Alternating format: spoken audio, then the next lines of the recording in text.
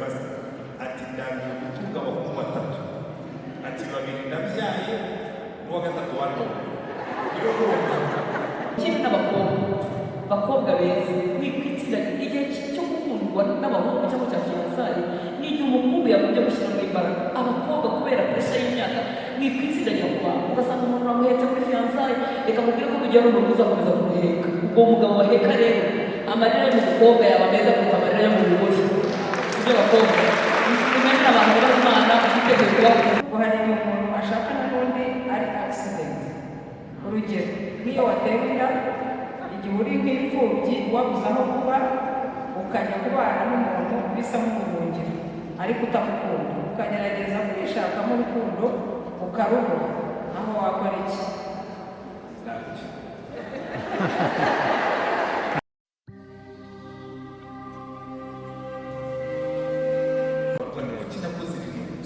kandi twese niko duteye akabantu benshi iyo yakoze icyaha n'iyo yasobanukwe yuko Imana yimubabariye biramugora kwibabarira cyane cyane iyo ari icyaha cyagaragaye hanze isoni z'uko icyo wakoze cyagaragaye hanze zitinda mu kuvamo icyo ngicyo rero ni kimwe Satani nawe akunze kubyongeraho akagushyira muri icyo kintu kuko Bibiliya itubwira ngo ni umurezi wa bene data yakuza warakubwira ati ibyo byose biriya bintu wakoze nta n'uko Imana yakubabariye ishobora no kukubabarira kandi Imana yarakubabariye si ukwibabarira icyo ngicyo rero kugira ngo impamvu umuntu atinda kumva gifite umutima ni uko icya gatatu rwose niyo wabisobanukiwe Bibiliya ifite ikintu bita inkovu z'ibyaha inkovu z'ibyaha hari ibyaha wibuka kandi bikajya bigaruka kuko warabikoze ni iyo wakomeretse ahantu ntabwo inkovu iki hari ibyaha ukora ntibizibagire umuntu wasambanye akajya yibagirwa uko basambanye uwakuyemo inda ntajya yibagirwa uko yikuye wari iki kintu cy'umuntu kimusubize iyo umubonye hari umutima ukubwira muri ya muntu wamutwaye iki izo ni inkovu z'ibyaha niyo Imana yakubabariye urabyibuka hari inkovu z'ibyaha ariko uzatuma ikintu kibaho ikintu kimwezi Imana yampaye isezerano amaraso ya Yesu atweza ibyaha byose cya kabiri ibyaha nyaturi Imana n'uburasirazuba hitamo ubwengero bwabyo niko Imana ishyira kuri bicukuro byacu icya gatatu mwibabarire iyo wasabye Imana imbabazi ujye wibabarira icya kabiri nuba wagikoze kikaba public mbere kizira yihute yo gukira inkovu z'icyaha niba wagikoze kikavuga ku karubanda saba imbabazi ku karubanda icyature ku karubanda mbere wanditse kiriya kintu nakoze mwanya umwanya ndabyumvise ko byabaye koko byarabaye ndabisaba Imana imbabazi namwe mubabarire icyo gihe niyo abantu batangiye kuvuga ngo gatatu icyo kintu yarakihari uhita Satani wamwanze agapfukama ariko iyo ugihishe arakomeza agakizwa reka dukomeze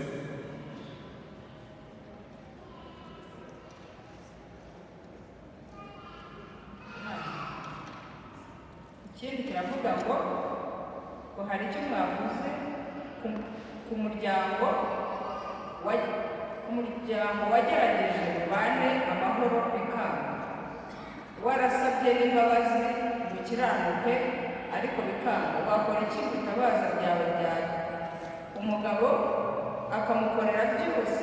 ukamukorera byose ariko ntakwereke urukundo wakora iki?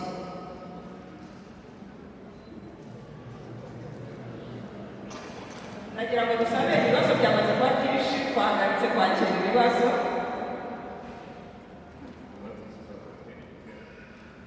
reka mvuge ko hari ibibazo bitari byo gusubizwa muri rusange ingo nyinshi zifite ibibazo ariko zifite ibibazo bitameze kimwe sibyo nshuti z'Imana iyo wumva uremerewe uri umukristo mu nzu y'Imana egera umukozi w'Imana muganire kuko buri rugo rufite umwihariko wabo iyo dusubije kujya muri rusange kandi we umuntu bareba bazamuca umutwe bareba bazamuca ugutwi twabura kwihangana kandi atari igihe cyo kwihangana tuba tutazi igisubizo kitari cyo rero iyo umuntu aremerewe si byiza ko wifasha umuntu muri wenyine shaka iki nabo n'ibibazo bibanye umuntu byinshi atabasha gutekereza neza ushobora no gukora amahanga ushobora no kwiyahura hari abantu biyahura ko umugabo yaramwanze cyangwa umugore yaramwanze akaba yakwigirira nabi cyangwa agatorongera akagenda abantu bakazamuka rero kugira ngo mu Mana ryonyine rigira abakozi b'Imana, sibyo? Ndumva ariko nabivuga. Reka dukomeze byinshi. Ese ukundana n'umusore mufite n'igihe cyo kubana ariko famiye igahindura ibyo mwiyemeje, ntagire uruhare, umusore ntagire uruhare mu gufata umwanzuro, uwo musore mugeze mu rugo rwanyu n'ubundi umuryango we si wo wazajya ufatira urugo rwanyu umwanzuro. Igisa nacyo kirabaza ngo ese mukundanye n'umuntu mukiyereka n'imiryango ndetse n'inshuti, yewe mwaremeje n'igihe muzabana, ariko nyuma yo kwiyerekana agahindura gahunda, ntakubwire n'igihe nyacyo, wabigenza ute? N'ikindi gisa nanone, ese ubaye ufite umuntu mukundana wamujyana iwanyu ntibamukunde kubera akarande iwabo bafite, kandi koko wareba ukabona nibyo, ese wamureka ukumvira umuryango cyangwa wakomeza ukamukunda mukazafatanya mugaca akarande? Ese ubaye ukomeje kumukunda ntiwaba usuzuguye umuryango? Murakoze. Ibibazo mugerageze kubisubiza birasa. Amagambo magufiya. Icya mbere kiba zakizana mu bijyanye cy'urubyiruko kugira ngo bifashe n'abandi b'urubyiruko umunsi kwa mukozi, ariko gusubiza amagambo make. Izo ni intambara bahora. Umuhungu yakundanye n'umukobwa amujyanye iwabo, vice versa, kuko ntabwo ari abakobwa gusa n'abahungu bibaho. Umuhungu yakunze umukobwa yamujyanye iwabo, baravuga ati uriya mukobwa waba nawe. Ibihembo rwose aricamo bwanyu kamutuzanira hano. Umukobwa ashobora kujyana umuhungu nawe akamera bityo. Reka bitandukanye n'uwo wa karande, kuko uwa karande we yavuze ngo kandi agasanga koko zihari. Yakunze kubwira abantu haleluya, nubona umuntu ufite za karande nanjye mugira inama wabanza ugashyiraho firi, kuko urumva ufite za karande ntabwo ababyeyi bamwanze, ababyeyi ntibamwanze, ariko bakubwira ati uriya muhungu cyangwa uriya mukobwa uzanye iwabo hari izi karande, ni abantu bagira utu tugeso, ni abantu bameze gutya, kandi koko nawe yabyiyandikira nawe ukabona zifite, unakuyemo no kuvuga ngo ni karande. Iteka ryose ujya gushaka niba uzura n'umuntu cyangwa n'umukobwa ukabona afite ibintu bitagenda neza, ujye ushyiraho feri bibanze gutungana, kuko abantu benshi batazengera kubivuga, abantu benshi ingo zabo zipfira muri fondasiyo, ukaba ubizi ko uyu muhungu amaze gutera abakobwa batatu, ahubwo atari kumwe ati atereka ngewe nta kamezo wumva afite, ati kandi n'abakobwa batari seriyeze. Ibyo mvuze ni isitwari y'abantu. Umuhungu niba amaze gutera abakobwa batari seriyeze eshatu, urimo uratekereza ko ugiye gutangira kuko ufite abana batatu badakuje ba nyina, ukazambwira ngo umuhungu rwaranze. Njyewe nakubwira ngo banza ushyireho firi. Undi yari afite fiyanse, yaravuga ati yewe ati niyo ntekereje ko tugiye kwimanya n'amatariki bari bafite urumeza, biravuga ngo ushyizeho firi urumeza rwanze rushira, hanyuma ibindi byapfiriye neza. Rero abo ngabo niba ababyeyi bamwanze bizaterwa n'imbaraga uzabafite. Kategori ya mbere bashobora kumwanga bamwangiye gusa, n'ubu umunyembaraga abahungu n'abakobwa twaherekeje bakarongorwa n'abo bakunda bashatse surrogate family, mbese umuryango usimbuye wakavuga ati jyewe uyu narasenze, uyu ni fiyanse wanjye, Imana yarabyemeye ko n'umwana n'umuhoye ibi ngibi, iyi si impamvu ibuza gushaka, cyane cyane iyo bigeze ku bintu by'amoko. Abonzi benshi muri izo kategori byabaga bishingiye ku bintu by'amoko. Abarokore babiri ubwoko bujemo, akaba adamanda akavuga ati jyewe ndamusanga nimushaka muzajya gusura. Bizigira ngo bamwe bazibikira muri izo ngizo, kandi amaherezo birangira. Abandi izo ni umuhungu w'umukene udafite n'iki n'iki, ababyeyi bakavuga ati yewe rwose twebwe uriya muhungu udafite n'inzara zo kwishima, ahubwo akaba ati yewe ndamuzi, afite gahunda, afite ababyeyi bawe byanze nawe ugomba kumvira ababyeyi bawe n'ibintu ubwo uratandukana. Reka nongera ngo iki kibazo cy'iterambere cy'urubyiruko ni n'ibibazo birimo cyane niba twazifite ibintu by'inyigisho z'urubyiruko ni ibibazo bikora kugira ngo turimo turagana ku musozo. Ibibazo turimo turagana ku musozo, iki nacyo kijya gusa nacyo ngo hari igihe umuntu ashaka n'ubundi ari accident. Urugero nk'iyo watewe inda, igihe uri nk'imfubyi wabuze aho kuba, ukajya kubana n'umuntu bisa nk'ubuhungiro ariko utamukunda, ukagerageza kwishakamo urukundo ukarubura, aho wakora iki? Ntacyo. Rwose reka twumvikane, reka tubwire oya, reka tubwire urubyiruko twumvikane, reka tubwire urubyiruko kuko icyo ni ikibazo kiri mu rubyiruko cyabarwa n'abakobwa bato. Number one, n'ubu uri imfubyi ntuzashake refuge mu wubu. Icyo ni cyo kintu cya mbere ugomba kumva. Ni nk'inama yavuga ngo nabuze aho ntaha reka njye gutaha ku isenga y'ikintu. We uri umukobwa w'imfubyi, izo mpuhwe z'uwo muntu ugiye kuwucurukira yaguteye inda fayi. Ntabwo yaguteye inda kuko ukunda, yaguteye inda gusa kuko wewe wagiye. Icyo ni cyo kintu cya mbere. Niyo utaba uri n'imfubyi barambibwira urubyiruko iyo rwinshi. Abakobwa bakabona ko pastor atabaho basigaye babeshya murabareke babeshye, ngiye kubaha umuti uvura indwara zose. Azakubeshya ibindi byose uzirinde kimwe cyonyine, uzirinde kuryamana ibintu muri cyo komeza abeshya ntacyo bizamutwara. Azabeshya abeshya uzamutandukana nawe nta ngaruka bizamugiraho, ariko umuntu arakubeshye uraryama muryamanye mu bibazo. Aho rero umuntu wese urumva rero niyo mwamaze kuryamana akagutera inama, gusa urugero kugira inama ye. Njye inama nakugira niba mutarabana, kuko iyo mwamaze kubanaho biragoye. Niba mwarabanye ufite ingorane nyine uzihangana, bikuyobe bizavayo. Ariko uwo watewe inda birashoboka ko waba ukiri aho ukirimo hagati wibaza se njyewe kugenda kubana ni ikintu cy'ubuzima bwose. Utekereze kuba rero mu kanwa k'intare imyaka y'ubuzima bwawe bwose, byarutwa n'uko wabaho nabi n'umwana wawe utongeyemo batanu kandi ufite n'ibibazo. Akenshi umuntu aba yumva agiye kubona uko akira, ariko kandi akagenda abibona ko bitameze neza.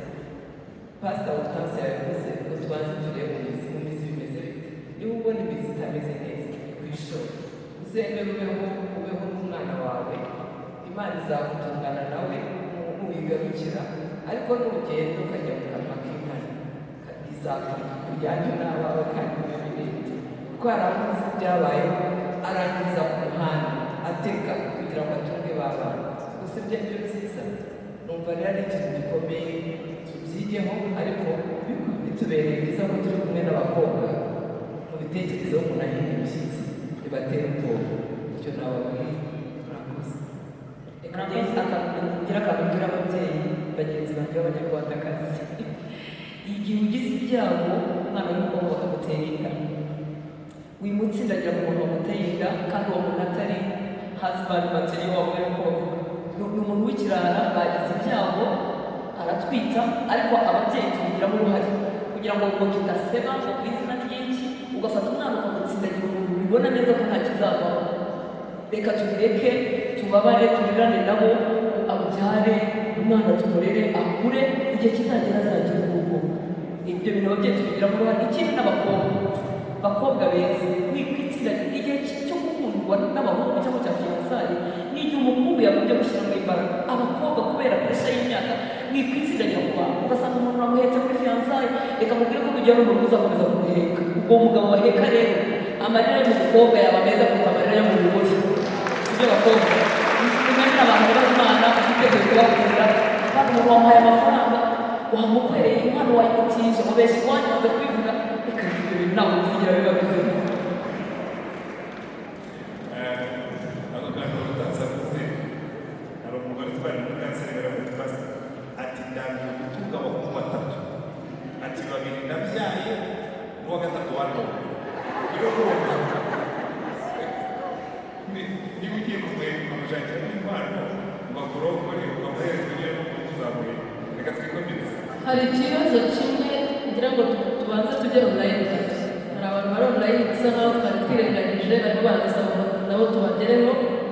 Uyu muntu yabajije ngo jyewe mumfashe nabanye n'umugabo akijijwe nyuma bivamo yewe ikitarabona n'icyo atarakora, ariko ikibabaje nagerageje kurinda abana kumenya ayo makosa ariko biranga barayamenya kuko Uwiteka ataha mu gitondo akagenda nimugoroba. Niyo yaje yahinduye icyumba abana barabimenyereye, niyo yaje yahinduye icyumba abana barabimenyereye. Ubwo nakora iki ko abana banjye basigaye bambwira ngo umugabo ameze nka papa, umugabo umeze nka papa ntibabana, ni abakobwa. Ubwo nakora iki ko maze gucunga umusatsi kubera gutekereza biseriye umusatsi washizemo pe, si amakabya nkuru gusa ndacyarurimo kandi imyaka ibaye 15, gusa uko bwije uko bukeye birushaho kuba bibi cyane. Nakora iki?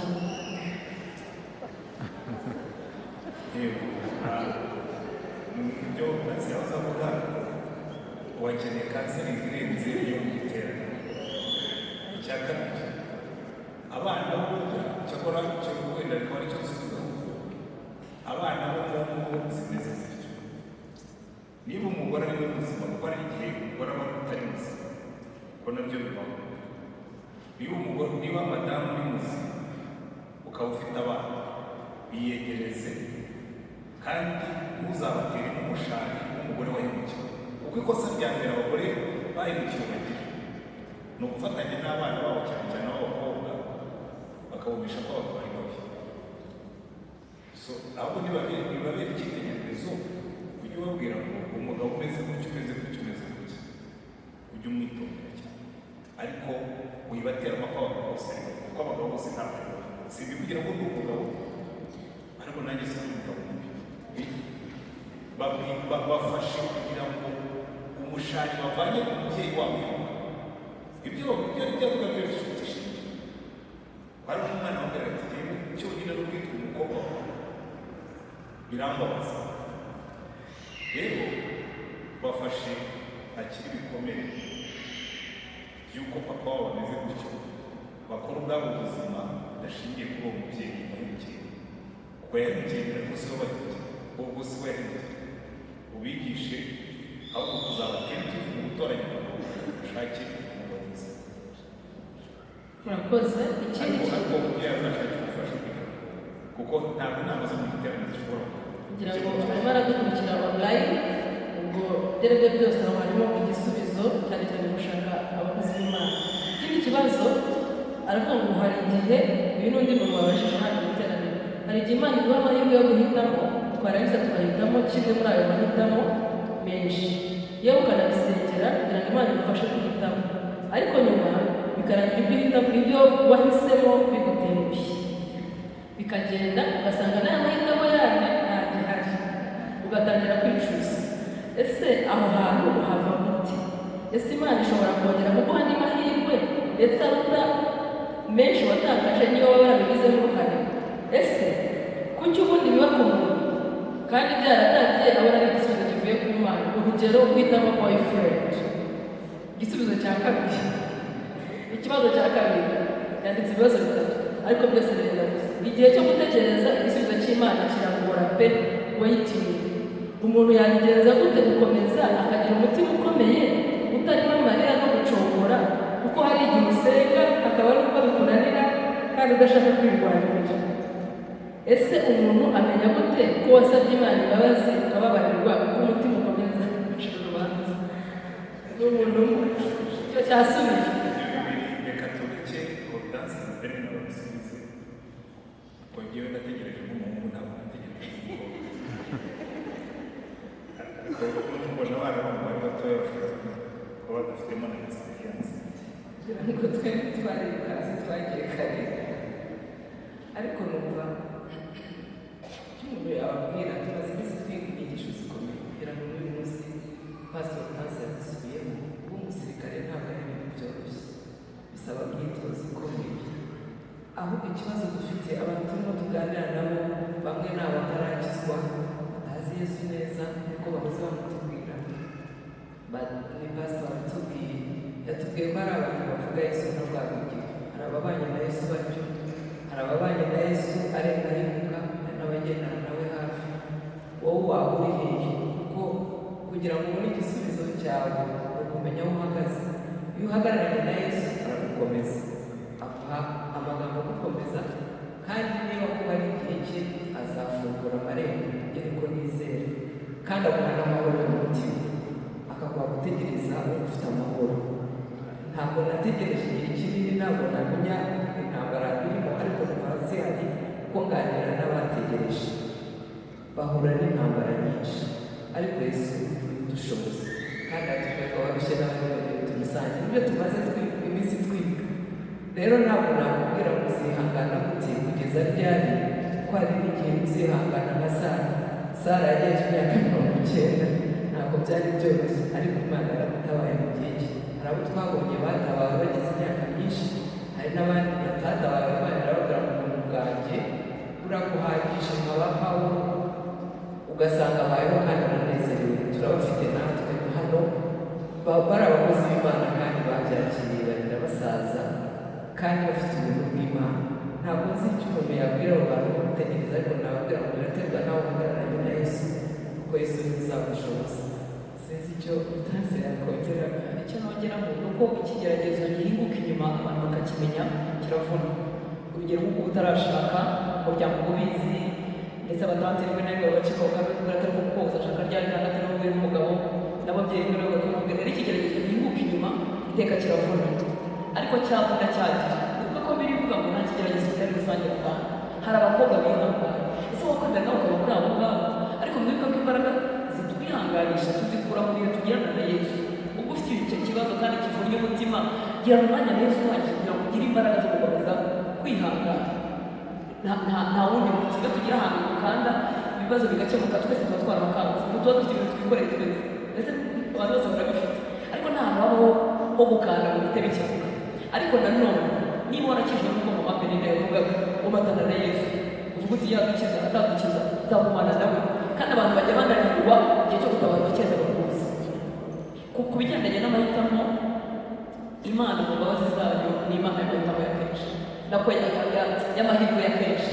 Hari igihe mu buzima twica ibintu, kandi umuntu wese ujya gukizwa akuze afite ibintu byinshi n'amahitamo menshi, ukoze nabi ukagenda n'ibyicuzo byinshi. Ariko noneho hagarikira aho ngaho uyu munsi ujye usaba Yesu bakuyobora mu mpano ikomeye Imana yaduhaye. Rimwe na rimwe abarokore gushyira hasi ni ubwenge n'ijijima. Ibintu byose nabonye iyo bigize mu bufiyanse no gushaka abahungu, ubwenge burabubika, ukabubika ugategereza ijwi rivuye mu ijuru, ugategereza abantu. Mu mpano ikomeye Imana yaduhaye n'ubwenge tubasha gushyira ibintu ku munzani, tuvuga ngo iki kirakwiriye, iki ntigikwiriye. Rero ubwo Yesu yageze mu buzima bwawe, gabanya noneho amahitamo mabi. Hanyuma ibyamaze gupfa bimuzanire, nabonye afite imbaraga zo kugira ibyo ahindura. Nanjye ndakuvuga ngo yitwa umucunguzi. Iyo wamufashe nk'umucunguzi wawe ukibuka yuko hari ibyo azura, ushobora kumwizirirwa ngo uti Mwami Imana, njye nahisemo nabi, ariko nzurira ibi bintu. N'Imana izura ibyapfuye kandi irashobora. Murakoze. Hano nsigaranye ibibazo bitatu nagira ngo bibahe mubigabane. Kimwe kiri addressed kuri Pastor Antoine, ibindi bibiri uko mubigabane. Icya mbere kiravuga ngo Pastor Antoine, hari akavideo kamaze iminsi kanyura kuri WhatsApp. Umukazana na nyirabukwe bombi bashaka kwicara imbere n'umuhungu cyangwa umugabo. Ese n'umukristo kandi n'umuntu usanzwe, ni iki cyari gukorwa kandi nande muri bose? Nanjye narakabona ko ubundi hari ibibazo Imana yakemuye, sinzi impamvu tumutinda. Itangiriro Imana yaravuze ngo nicyo gituma umugabo azasiga se na nyina akabana n'umugore wa kabiri. Rero ujya mukecuru muri iyo video habuzemo leadership y'umugabo. Twigeze no kukaganiraho n'abantu bahitamo, ndavuga ngo uyu mugabo uyu nguyu azasenya umugore. Leadership ya mbere agomba kukwexerisa niyo kubirwara umugore muri turabizishe. Reka mukecuru yicara ntacyo gutwara, byarangiza bagera mu rugo akajyana mukecuru, ariko furumura yakigeyo nawe akamubwira ati rero mama, yewe ni umugabo washatse amunora ungana ibintu nk'uyu. kuko iyo utadefanze, iyo utarengera umugore wawe, by the way, kariya kantu kari ikintu kagaragaza kandi kigaragara mu ngo nzi ngo muri uyu mujyi n'ahandi zasenywe na ziriya zasenywe zirimo no kuba mbi kubera sentikazi. Rero icyo ngicyo leadership y'umugabo niyo agomba gukemura kiriya kibazo kuri kariya kagari. Ubundi umugabo priority ni iy'umugore, burya ibyo umugore yakubwira cyangwa ashobora kumukara umugabo ati witera umwanya ariko mwubanye, hanyuma wagera mu mugabo ati rero uriya muntu niko ameze, niko ameze ubimenye, nubona yazuye umugara ujye uca bugufi umwubahe nka mama, ariko ubizi ko ngewe ubundi ku bwanjye ni ku ruhande rwawe, mugatwara ibyo bigoramye, mukamutwara nk'umumama ugoranye, ariko umugabo ntarekere ukuboko rusenga ikintu, wabona atangiye kurengera ugahagarara hagati ukamutuka rero mama hano ni iwanyu kandi umugore n'umugore wawe ugashyiramo objective yawe. Ubundi abahungu batinya kujya fanda abagore babo kuri banyu bari kumwe n'ikimana gitegereje, umugabo ni defense y'urugo. Murakoze, ngira ngo uwo muntu arasubijwe. Ibibazo bisigaye ndabisigara biratandukanye, topics zitandukanye. Ya mbere avuga ngo ijambo riravuga ngo ushobozwa byose na Kristo umpa imbaraga. Irindi riti abashaka umwete bazambona. Bivuze ko bisaba imbaraga zanjye, kandi akenshi tuvuga ko imbaraga zacu ari ubusa. Muri aya magambo abiri musobanurire. Musoborwa byose na Kristo imbaraga, irindi bitabashaka umwete bazambona. Bivuze ko bisaba imbaraga zanjye, kandi akenshi imbaraga zacu ni ubusa. Ariko bikaba binanagisize nubwo iyo umuntu avuze ngo ushobozwa byose na Kristo imbaraga, kandi akavuga ngo umuntu nashaka azambona, ahubwo biruzuzanya, ntabwo bivuguzanya, biruzuzanya. Imana irakubwira ngo ntushaka uzambona, n'ubu uri mu kibazo runaka ntushaka uzambona, n'ubu uri no mu mahoro n'ibindi ntushaka uzambona, ariko uzashobozwa byose na Kristo imbaraga, ntabwo bivuguzanya. So icyo akora ikibazo yabaye kiri cyiza, nshaka ko tunarangirizeho. Abantu benshi bazi ko gushaka Imana ari ibintu byigwa. No, harimo responsibility yacu, no mu gakiza kacu harimo responsibility yacu, kuko nigiye ufata icyemezo cyo kuva mu byaha, nigiye ufata icyemezo cyo gushaka Imana, ni nanjye bitera intambwe mu bintu by'Imana yavuze. Ntabwo niyo ndakamashini Imana isubira, oya, mfite n'ubushake bwanjye, mfite no kuvuga ntabwo kuyumva. So dufite buriya mu bintu by'agakiza, mu bintu byo gukorana n'Imana, ahubwo habamo uruhare rwacu runini. Reka mvugire no kuri izo mbaraga. Imana iguha imbaraga zingana n'izo wasabye. Sicyo giterane twari turimo kwiga muri iyi minsi. Amavuta yawe azaza angana n'ayo wasabye. Nutagira ayo usaba ntayo uzabona, nusaba makeya ntayo uzabona. Nusaba amavuta yo mu rugo uzabona ayo mu rugo, nusaba amavuta yo mu rugo nayo ukorera Imana ukaburiza ubutumwa, uzabona amavuta angana n'ayo wasabye. Kandi Imana igomba kugira wabakunze. Nizere ko asubijwe. Icya nyuma, ikindi nabwo harabura ikintu kimwe ariko ntangamikoro. Reba mu binyigisho tumaze iminsi twiga ni nziza cyane, zitwibutsa guhora twiyeza kugira ngo amatabaza yacu ahore yaka kuri bene data ndetse no hanze y'urusengero. Ariko usanga hari bene data mu rusengero bakora umurimo umwe batumvikana ndetse bakangana. Ni ibiki mwatubwira kuri iki kibazo, ku bantu bazi ko bari mu rugendo rugana mu ijuru? Amen. Duhagurutse. haracyabura ikindi kintu Ntacyo. icyo Kugira ngo mutagira temptation yo kongera ku kintu. cyo kiroroshye cyane. Cyanditse mu Cyongereza bavuga ngo if you are Christian, is it okay to attend any church? They all preach the word of God. They all Christians churches. Is it okay to attend?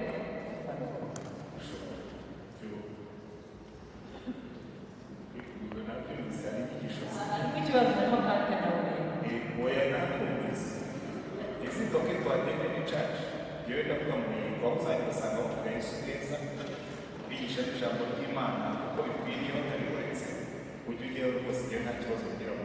Hari amacaca amwe n'amwe n'ubundi arahari abubwira ngo n'uwo tuzumva yaragiye kuvuma ubutumwa ahandi tuzamuhagarika gusa ubundi bwo kujya kuzana abadayimoni ngo iyo muba mwagiye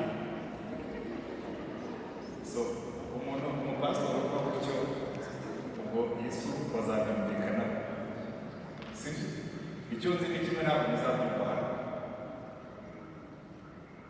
ibyo ngibyo izo ni inyigisho z'abantu b'intege nke bashaka kurinda abakristo ngo wigize ngo abakristo ngo bakajya hano bashobora kugumayo igihe uzashaka kujya hano akagumayo azaza muhire rwose amubwira ati nagiye ahandi nzamuhesha umugisha nta nubwo tuzamupfa hari n'abo tujya dusanga ibyo nsanga baragiye